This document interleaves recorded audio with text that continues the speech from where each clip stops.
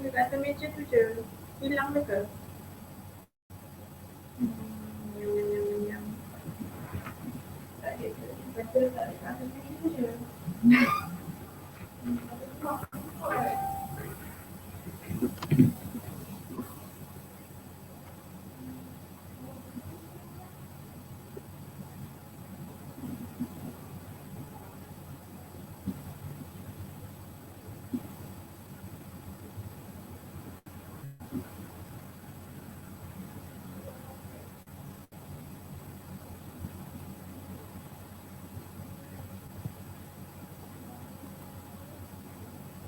Okay, Assalamualaikum semua. So hari ni berjumpa lagi kita dalam rancangan Tanya Dentist.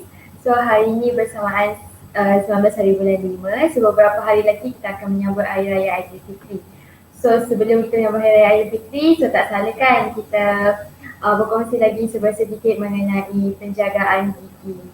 So tajuk hari ni adalah tampal. Dah tampal tapi masih sakit. So sebelum tu tolong semua boleh like, share kita orang punya FB. Boleh share perbincangan hari ni kepada semua kawan-kawan. Kod-kod lah ada kawan-kawan yang ada masalah, dah tampal tapi gigi masih sakit apa semua. So hari ni kita dengarkan perkongsian daripada Dr. Hafizul mengenai perkara ini. Okay. Hai. So, hai Doktor. Hai, Assalamualaikum. Saya Dr. Hafizul dari My Dental Care Setapak. Ya Doktor, sihat tak hari ni? Saya Alhamdulillah. Masih berpuasa insyaAllah. Masih berpuasa ya. Masih berpuasa insyaAllah. Okay, hari ni tajuk kita dah tampal tapi masih sakit. Okay, sebelum kita pergi lagi mendalam dengan tajuk ni, dah tampal tapi masih sakit, boleh tak doktor beri penerangan sikit mengenai tampalan? Sebab sebelum ni pun tak ada doktor lagi yang memberi penerangan mengenai tampalan kan. So doktor boleh explain sikit tampalan tu jenis apa, so bila tampalan perlu dilakukan, terutamanya dekat badan sakit lah, tampalan yang ada dekat sini, dekat klinik kita. Baik. So tajuk hari ni dah tampal yang sakit. Okay, so kita mulakan dengan penerangan lah. Apa tampalan tu, berapa jenis dia ada dan sebagainya kan. Kalau kita pergi klinik gigi, jadi biasanya gigi kita berlubang lah kan, ataupun kita pergi check up and then kita cakap ada lubang dan sebagainya. So bila gigi tu kita sedar ada lubang ataupun doktor yang sedar ada lubang, so gigi tu dia biasanya ada option sama ada boleh selamat ataupun tak boleh selamat. So now kita cerita gigi tu boleh selamat, maksudnya kita boleh tampal lah gigi tu. So bila kita nak tampal gigi tu, dia ada pelbagai jenis bahan untuk kita tampal. So saya biasa kategoriskan untuk tampalan ni pada 3 jenis kategori lah. So satu adalah sementara. So kedua adalah provisional. Dia ataupun kita bagi interim. Dia maksudnya tampalan tu lebih kuat dari sementara, tetapi dia punya ketahanan tu maybe dalam 1 tahun gitu. Dan yang ketiga adalah tampalan kekal ataupun kita panggil tampalan definitif lah. Right. So ada 3 kategori sini. Kategori jenis tampalan. So bila doktor tu nak pilih jenis tampalan ni, biasanya dia akan inform lah macam ini sementara, ini kekal dan ini ataupun ini interim dan sebagainya. Biasanya dia akan terangkan lah kan. So tujuan setiap jenis tampalan dipilih ada sebab-sebabnya tertentu lah. Alright. So kalau kita cakap berkenaan tampalan sementara, biasa orang macam datang nak tampal and then suddenly kita bagi sementara. Jadi mungkin orang yang faham, mungkin kebanyakan orang tidak faham macam kenapa nak letak sementara kan tampalan tu. Tak boleh tampal kekal kan dan sebagainya.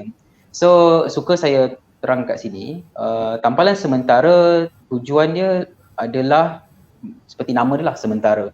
Kenapa kita buat sementara adalah jenis tampalan yang kita pakai, dia ada sejenis ubat, diperbuat antara bahannya adalah cengkeh. So bila kita pakai jenis tampalan tu, dia tujuan untuk meredakan gigi yang tengah sakit lah. So itu antara lah kenapa kita pakai sementara. Kadang-kadang lebih untuk menghilangkan sakit tu dalam keadaan dia tengah sakit, so kita pakai itu. Ada juga sebab kita nak bagi gigi tu betul-betul pulih, baru kita tukar kepada tampalan yang kekal. So itu biasanya kenapa kita pilih lah. Simple.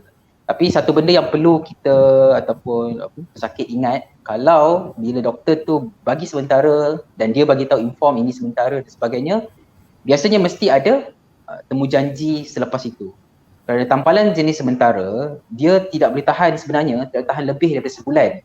Jadi kalau katalah datang gigi tu macam sakit, makan, buka puasa lah, macam sakit lah, ada macam rasa something melekat, sakit kan. Korek-korek, lepas tu keluar makanan, lepas tu rasa lubang boleh lidah kan. So kita pergi jumpa doktor gigi kata, dia check-check, dia kata ni perlu bagi sembuh ke dan sebagainya. Dia check, dia kata kita letak sementara dahulu. Biasanya dia akan bagi appointment dalam 3 minggu, sebulan, paling lama sebulan lah biasanya. Kadang-kadang ada yang 2 minggu, bergantung pada plan doktor tu lah. So selalunya yang kita patient yang kita risau adalah patient dia terlupa, dia datang doktor tu dia cakap sebab dia tak selesa kan, sakit kan, dia tampal, alhamdulillah lega, settle kan, tak sakit. So dia tak datang appointment untuk follow up. So apa yang akan jadi biasanya adalah tampalan tu boleh pecah dan tertanggal, dan penyakit tu atau sakit gigi tu boleh jadi datang kembali ataupun lebih teruk. So itu sangat merisaukan lah. So kalau dia dah pecah, kalau pecah semua, tak apalah juga, boleh senang cuci. Kalau pecah sikit, kita pun tak sedar, patient pun tak sedar kan, makanan masuk selama ni masuk dah berbulan-bulan, tiba sekali dia dah, rupanya dah ada bakteria tu dah masuk dekat celah gigi yang pecah, tampalan sementara yang pecah tu kan. So saya ingatkan bahawa tampalan sementara dia can do the job bila perlu, hilang sakit insyaAllah jika mampu, jika dapat. Tetapi follow up selepas tu sangat penting. Dia kena datang selepas tu sebab dia tak boleh tahan lama.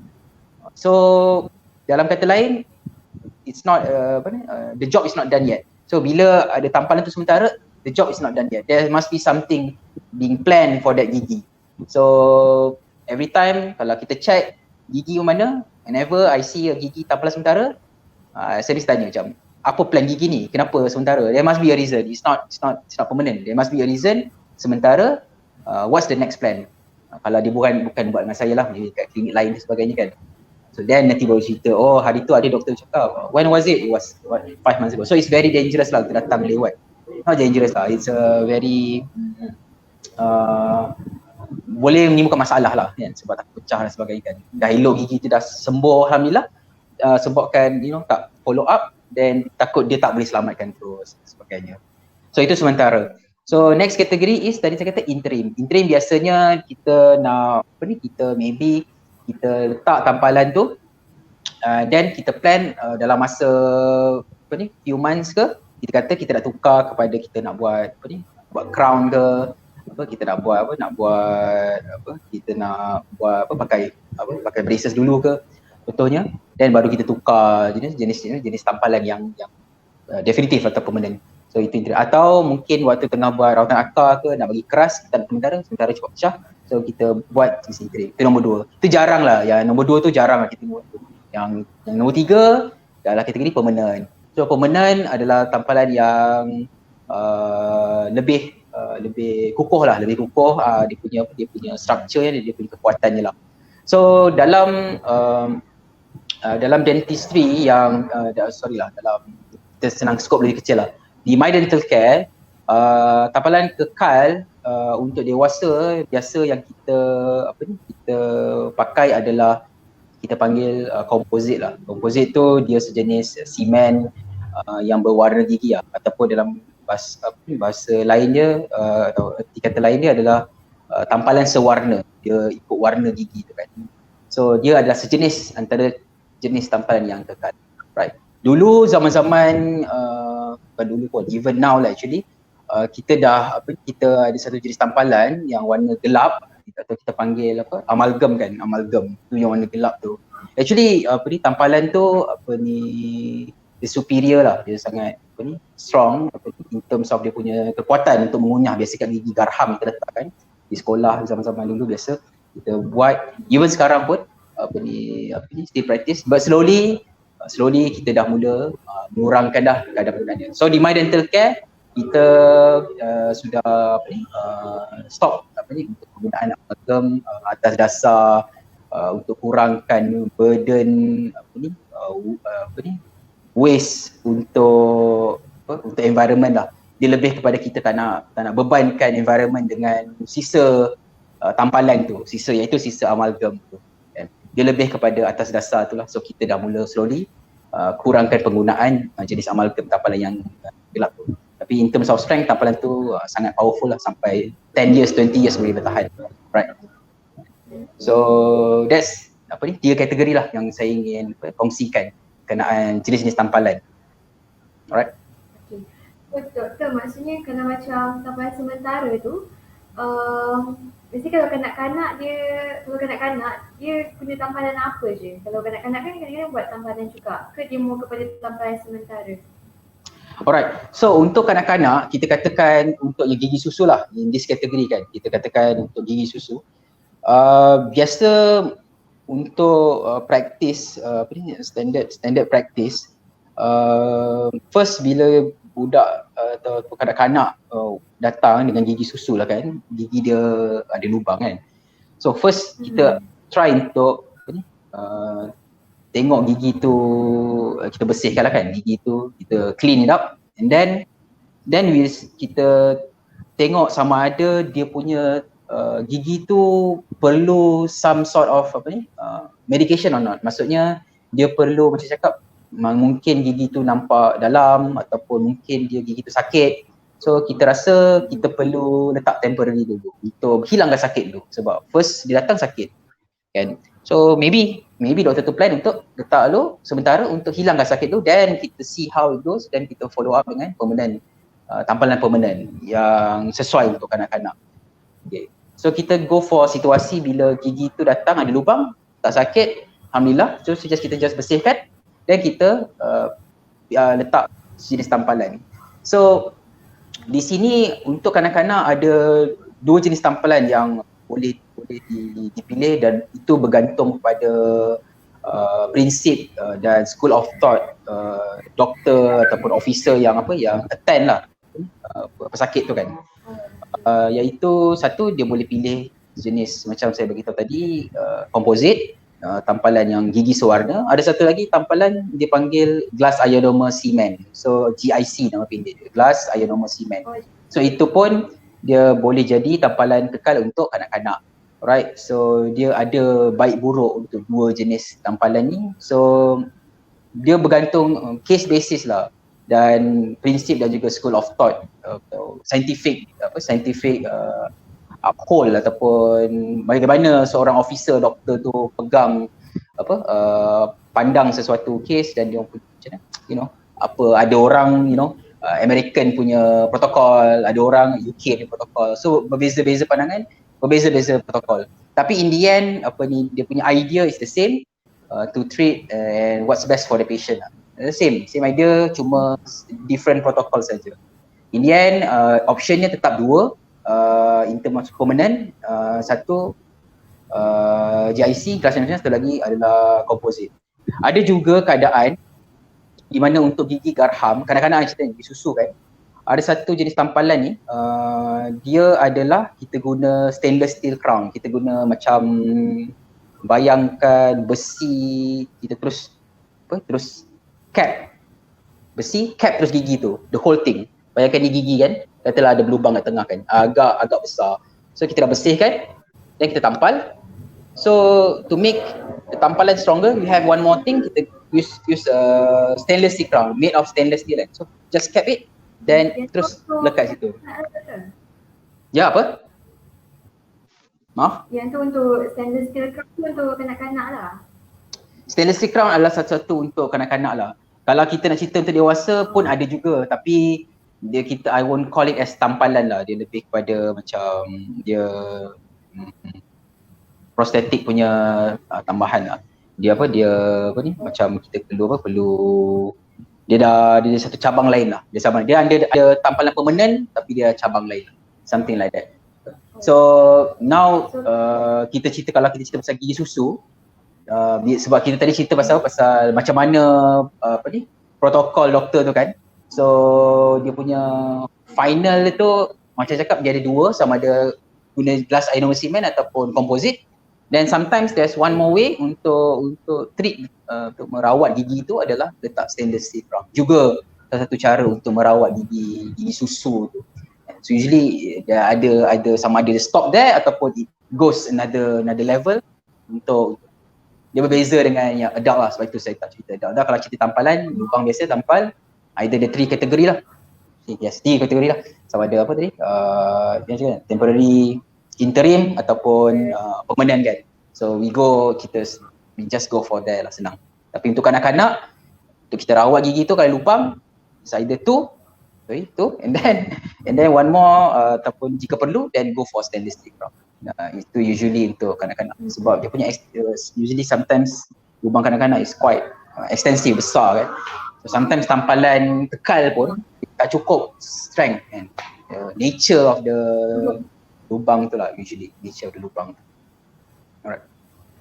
So kalau kanak-kanak ni doktor, dia boleh buat tampalan seawal umur berapa? Sebab kita selalu dapat soalan daripada ibu bapa kan, cakap umur setahun dah boleh buat tampalan ke belum? Faham? So untuk kanak-kanak yang first thing yang important adalah make sure once dia dah mula tumbuh gigi lah kan, try untuk datang bawa check dengan dentist lah, just datang just to check. Itu satu, regular check up 6 months macam tu bila dah start ada gigi. Another one is kena sentiasa selak bibir anak-anak kan, dia check si kecil tu, kita selak bibir and try to see any changes in the colour. Correct. So whenever kita detect ada changes in colour, that is a sign kita kena cepat-cepat jumpa doktor gigi. So whenever ada parents tu ingat gigi tu dah berlubang sebab ada change in colour or probably dah pecah ke apa, so it's a matter of bila datang klinik gigi tu, a matter of boleh tampal lagi ke tidak. It's not dia soal, maksudnya keadaan gigi tu boleh ditampal atau tidak. Dia bukan soal umur. Dia bukan soal umur. Yes. Dia bukan soal umur. So dia sebab tadi soalan betul. Sebab dia tadi soalan cakap umur awal mana boleh tampal kan. It's not about umur awal mana atau umur dah lewat mana. This matter of dia datang, gigi tu boleh selamatkan ke tak? That's the first question kan, boleh selamatkan ke tak? So that's our aim. And kalau gigi tu boleh selamat, in what way kan? That's the first question. Boleh selamat ke tak? Boleh selamat, boleh tampal, boleh tampal. Ataupun ada lubang, besar, kecil sebagainya. Is it worth to tampal ataupun dia besar sangat ke, kecil sangat ke? So there'll be options. From a tooth, kata lagi kita datang, dia pecah, dia patah sikit for example. Dia patah sikit. So maybe kita cakap there's no need sebab kecil sangat yang pecah. Kalau katalah dia kata dah pecah, katalah separuh, tinggal akar. So dia kata tak boleh tampal. So dia tak boleh tampal. Kita nak selamatkan macam mana? Kita just jaga kebersihan kawasan tu. Sebagai contoh. Kata lagi kita lubang, kita kata dia boleh tampal, so kita tampal. So it's not a matter of umur lah. It's a matter of boleh selamat ke tak, and then baru kita decide, then further on ada question lain. So jangan risau, jangan just datang, just check if there's any nampak color changes or something, try to datang jumpa dentist cepat mungkin. Sometimes nampak coklat sikit pun you rasa kenapa, pelik kan just gosok-gosok hilang ke tak kata sisa makanan. Kalau tak hilang kan cepat datang dentist so that kita boleh advise. So sometimes kita ingat dia berbeza-beza pandangan. Mata kita, mata parents mungkin besar, mungkin makin mata doktor sikit je. So it's good, so kita just inform dia. Kalau mata dia mungkin ingat kecil padahal mata doktor mungkin besar. So faham tak? There's a discrepancy, perbezaan pandangan tu kan. So any changes just try to datang jumpa dentist lah. Cukup mungkin. Okay, doktor. Alright. So doktor, berbalik kepada tajuk kita. So tajuk kita dah tampal tapi masih sakit. So bila kita dah buat tampalan tu, so macam hari ni buat tampalan, ada possibility tak lepas buat tampalan tu kita rasa sakit? Actually ada possibility tu because dia ada banyak pelbagai faktor to consider. First kali bila datang gigi tu berlubang, the question will be the same. Boleh tampal, boleh selamatkan lagi ke tak gigi tu kan? Boleh selamatkan lagi ke tak? Boleh tampal biasa ke tak gigi tu kan? So that will be usually the question. So bila kita see a case, we feel that tampalan tu, gigi tu can still be safe. There always ada chance untuk kita ingat dan kita harap kan, from evidence based this type of case macam boleh pulih, gigi tu boleh pulih. But there are cases gigi tu tak mampu juga untuk pulih lah kan. Dia tak mampu untuk pulih. Ataupun maybe dia dalam sangat, is too close to the nerve. Even dengan intervention kita try to letak ubat, all those things, tampalan to save to heal it, to make it heal, tak mampu juga. So there's a reaction from the tooth the tooth nak, because what happen is that bila gigi tu berlubang, actually bakteria dah serang kan, dia dah berlubang. So kat mana level bakteria tu? So bakteria tu dia dah masuk, dia dah berada dekat dengan saraf. If contohlah kan, dia dah dekat dengan saraf kan. So kita dah bersihkan dah, kita clean, kita clean. So now dia dah dekat dengan saraf. So what we do is that we try to clean as best as we could, and kita dah clean, we believe that's clean. So probably we put some medication, letak calcium hydroxide or whatever, and then letak tampalan layer, or even we put a temporary perhaps, or if we confident then kita just put permanent straight away kan. So now it's a matter of gigi tu sendiri, with the help of things that we done, untuk melawan bakteria sakit-baki or untuk pulihkan keadaan gigi tu kan. So with that with that being the case, so it's a percentage wise lah, siapa yang menang, who's whether it's successful or not. So it's usually kita tengok lah, whether it's like 50-50. Bila buat tu, usually we inform patient, kata this is a 50-50, or we say that this is a 60-40 chance, or if kita buat dan kita kata high chance, should be okay insyaAllah. So but of course it can go the other way around. Tu satu contoh lah kan, sebab kan kita buat tampalan then the next day sakit kan. That's usually the reason. Sometimes boleh juga sebab reaction of the tampalan lah, that is also possible.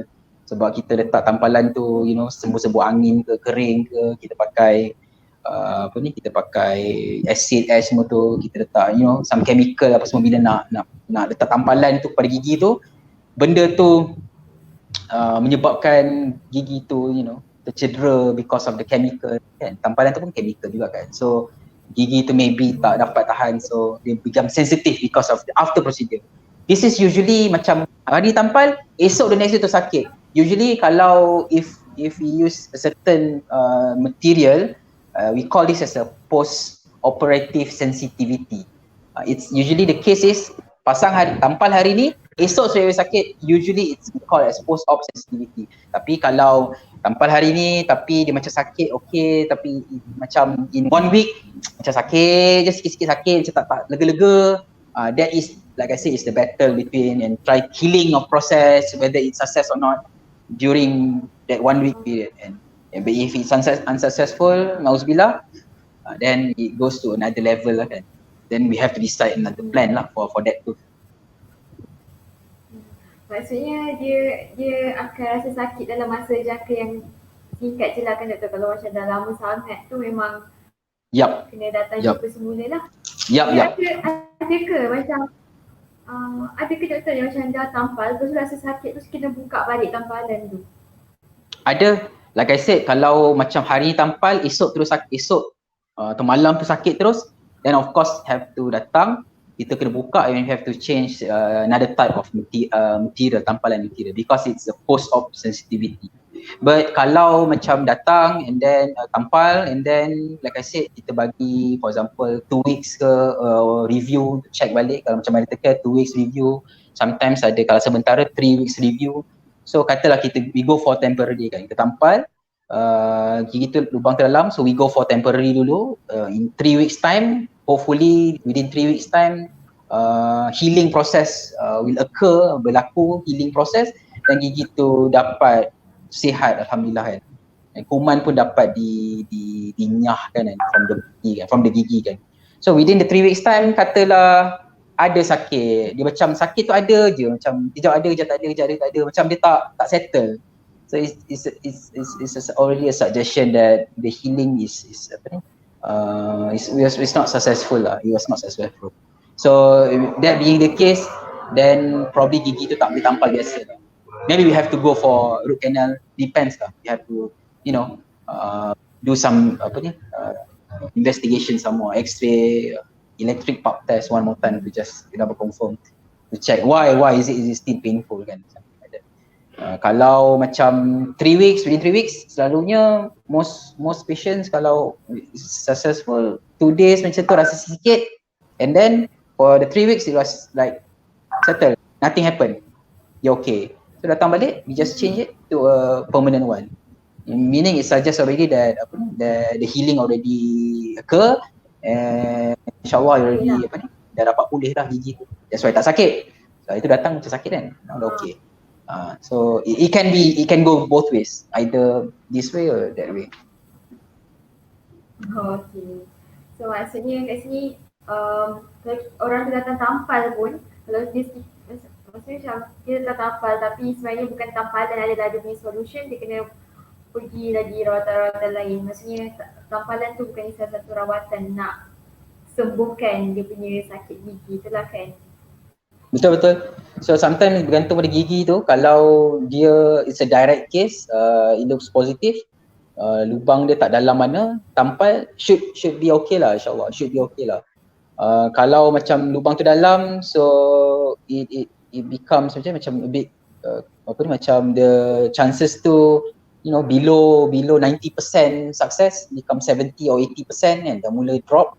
So then there is a chance that it may not work lah, and dia macam tak mampu juga nak sembuh kan.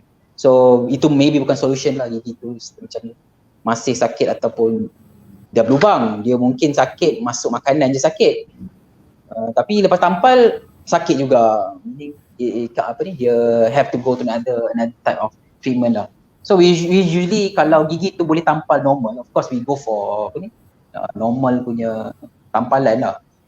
If can get normal tampalan, we go for that first, because kalau kita tampal biasa and dia berjaya, so kalau kita tampal biasa dia punya success rate lebih tinggi, we go for that, because dia punya structure gigi tu lebih better lah, more conservative lah, kita just buang je tu. Because if we go for another level, kita buat rawatan akta semua tu, dia akan dia akan involve lain pula komplikasi lain, like possible complication. So if we can go for tampalan biasa, we always go for that. But like I said, kalau macam 3 minggu, itulah 3 minggu punya period tu tak pulih, so probably we have to go for another type of, if dia nak selamatkan gigi. So doktor, masa macam tampalan ni dia bukan semata-mata untuk gigi kita kat belakang kan? Dia macam kalau gigi depan pun patah pun kita boleh buat tampalan juga kan? Yup. So gigi, kalau yang tadi kita cerita lebih pada gigi belakang lah kan. So gigi depan biasanya dia untuk dua benda lah. Satu estetik, satu lagi untuk kalau berlubang sampai saraf sakit pun boleh jadi.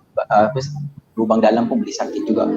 So gigi depan biasanya kita akan pakai material komposit lah untuk tampal. So tampalan can be for untuk berbagai sebab. Probably gigi berlubang kita boleh tampal untuk gigi depan. Gigi jarang kita boleh tampal untuk rapatkan ada gap yang kita boleh rapatkan. So itu pun jenis kita buat tampalan juga. Kalau gigi tu warna dia ada tumpuk-tumpuk coklat ke sebagainya ataupun ada pecah-pecah ke sebagainya, so kita tampal juga. Walaupun dia macam dia bukan lubang-lubang tapi dia macam pecah ke warna a bit off ke, so we can do composite veneer kita panggil, tampal benda tu. So it be look more harmony lah colour warna tu kan, warna gigi tu tak ada nampak tumpuk-tumpuk kan. So itu pun possible lah untuk gigi depan. Okay, doktor. So doktor, sebelum kita stop kita punya live ni, boleh tak doktor share sikit macam mana kalau dah lepas buat tampalan tu, macam mana orang tu kena jaga tampalan lepas dah jaga tampalan, lepas tu bila nak datang check up semula tampalan tu, sebab takkan nak biar je macam tu kan. So untuk tampalan, first kali biasanya doktor akan inform ini tampalan jenis apa, kalau sementara ke, permanent ke sebagainya. Dan kalau dia permanent, katalah gigi depan kan, katalah tampalan gigi depan patah kan, kita tampal gigi depan, kita gunakan composite kan untuk ikut warna gigi. So pantang larang first kali yang kita kena terima hakikat lah kan, gigi depan yang patah yang dah ditampal tu kita tak boleh makan macam dulu. Itu satu benda yang kita terpaksa terima lah kan. Kita tak boleh gigit apple, kita tak boleh gigit tulang, kita tak boleh koyak plastik, dia tak boleh lah. Dia lebih kepada bercakap, berjumpa, senyum dan sebagainya. Makan nasi, roti boleh lah, tapi kalau nak gigit benda keras-keras memang tak boleh lah. Itu untuk gigi depan lah saya cerita ni kan. So itu antara pantang larang kalau gigi depan lah. Memang akan patah. Katalah kita rapatkan kita nak buat rapatkan gigi ataupun dia patah separuh bagi tampal. Gigit apple sekali dua mungkin okey lah, kali ketiga chances dia pecah lah tampalan tu. So so that is pantang larang gigi depan. Kalau gigi belakang, kalau composite jenis tampalan kekal, it should be okay, makan macam biasa, tetapi still still apple semua boleh lah, cuma tak boleh tulang, ketam semua tu cuba kurangkan, elakkan lah gigi tu. Even gigi kekal, gigi biasa, gigi yang tak tampal pun actually tak digalak ke pun, kita gigit benda keras-keras kan. Sebab gigi tu pun lama-lama kalau keras sangat boleh pecah kan. So same way lah kan. Cuma bezanya dengan tadi yang cerita gigi depan tu, dia macam boleh katakan macam confirm pecah lah kalau macam gigit tulang kan. Macam confirm lah. Biasa gigi belakang tu dia can withstand certain, boleh withstand gigitan tu, tapi dia menyebabkan jangka hayat tampalan tu becomes lower lah. Itu beza untuk gigi belakang lah. And then biasa pantang larang kalau macam gigi tampalan sementara, usually half an hour untuk masa dia betul-betul keras, and then like I said, review dia no more than 1 bulan kalau sementara. Kalau tampalan kekal, macam kita di Mahindra Care, kita biasa review in 2 weeks time, so that if there's any crack ke, ada pecah ke, any defect ke, kita boleh detect awal. So sometimes kalau tampalan katalah gigi belakang kan, kita dah tampal, katalah lepas dalam masa seminggu 2 minggu, tiba-tiba dia ada crack, katalah ada crack. So crack tu actually tak boleh rasa tau, kalau kita guna lidar tak rasa, tengok cermin macam tak boleh nampak ada crack. You need to see a dentist untuk check whether crack or not. So once kalau ada crack, meaning dia ada leakage, so makan boleh masuk. So that's why it's important, ataupun that's why we develop ataupun kita establish an SOP every time lepas tampal. My dental care kena datang after 2 weeks kena datang, so that we can have a look if everything is okay or not with the tampalan tu kan. So if there's thing you can catch it early, awak tunggu lama sangat, tak tunggu sampai dah pecah kan, that reset kan, dah pecah, reset sedih lah. So we catch it early. And then of course after that is a 6 months thing lah, just to check whether there's ada crack ke apa ke. Sebab everything has a jangka hayat lah. Tak ada benda yang dalam dunia ni tak ada jangka hayat. Even manusia pun ada jangka hayat, and everyone is ticking kan. So that's why we have to just check wear and tear tu, benda tu boleh pecah semua. It happens lah. It's a matter of macam mana kita jaga. That's all. Okay, alright doktor. So kita dah tahu dah kenapa gigi yang dah ditampal tu kenapa sakit semula. So kalau biasanya lepas ditampal tu dalam masa sehari ataupun dalam masa beberapa hari sakit tu perkara biasa.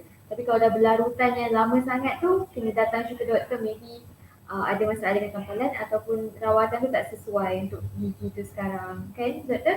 Betul, So, betul. doktor, terima kasih. Terima kasih atas perkongsian pada hari ini.